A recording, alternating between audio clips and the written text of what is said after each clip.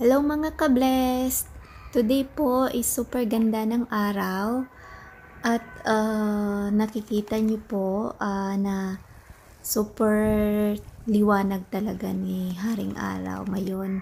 At saka yung tubig, yung lake po na naging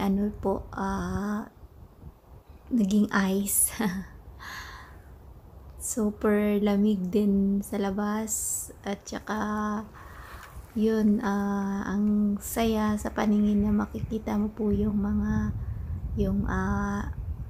mga bird at saka ducks na masaya din po sa sa snow. And yung ko po, yung mother-in-law, parents-in-law ko po ay kasama kong naglalakad.